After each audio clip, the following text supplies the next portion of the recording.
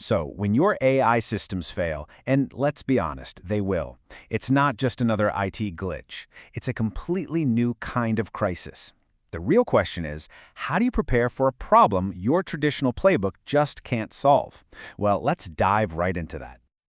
All right, so here we are, part 9 of our 10-part tutorial. This is all based on a fantastic report from Virtualization Options LLC called Creating, Running, and Integrating an AI Incident Response Team, Process, and Department. This one's specifically for all you IT managers and senior management out there, because today we're digging into why AI incident response has become an absolute business imperative. I mean, it's no secret anymore that AI is basically everywhere. As this quote lays out, we're way past AI being some futuristic idea. It's the engine running core parts of your business right now. We're talking everything from simple customer chats all the way to the most critical, high-stakes decisions you make. And that, right there, is the real kicker.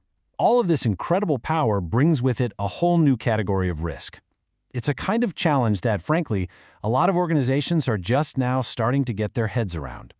It demands a totally new way of thinking.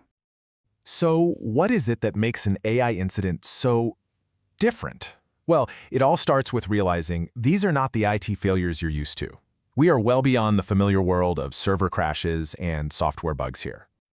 This slide just lays it out so clearly. Look at the left side. System crashes, timeouts, we've seen them, we've got playbooks for them. But then you look to the right, and it's a whole different ballgame. We're talking about weird stuff like model drift, where your AI just slowly gets worse over time, or algorithmic bias, where it's making unfair decisions. And then there are hallucinations, where the AI just confidently makes things up. These are sneaky failures your old monitoring tools might not even catch. Let's just take model drift for a second. It isn't a big, loud crash. Nope. It's your AI quietly, gradually getting things wrong day after day.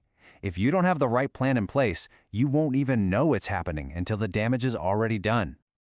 Okay, so we get the what. Now let's talk about the why.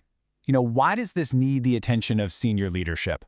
Well, it's because the cost of messing this up is just staggering.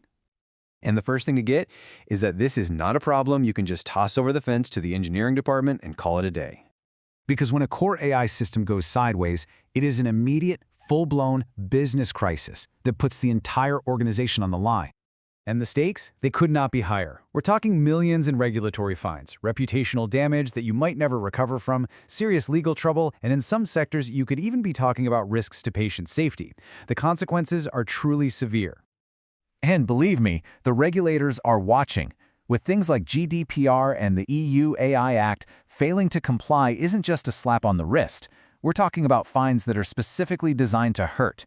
That makes having a solid response framework not just a good idea, but a financial necessity. Okay, so the problem's new, and the stakes are sky high. So what's the answer? It really comes down to rethinking who's responsible when something goes wrong.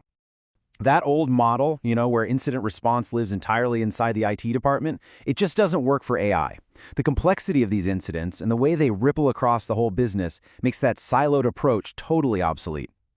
Instead, what you really need is an integrated approach. You have to bring together different kinds of expertise from all across the company.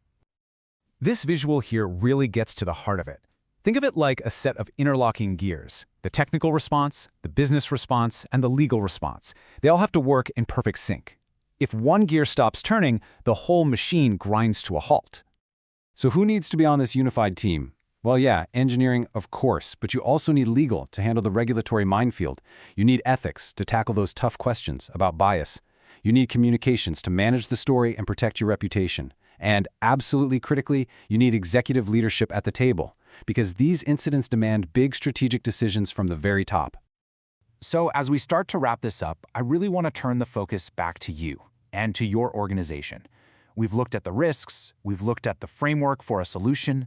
Now the real question is about your own readiness. I want you to honestly think about your current incident response plan. Was it built to handle a system timeout, or is it ready for algorithmic bias?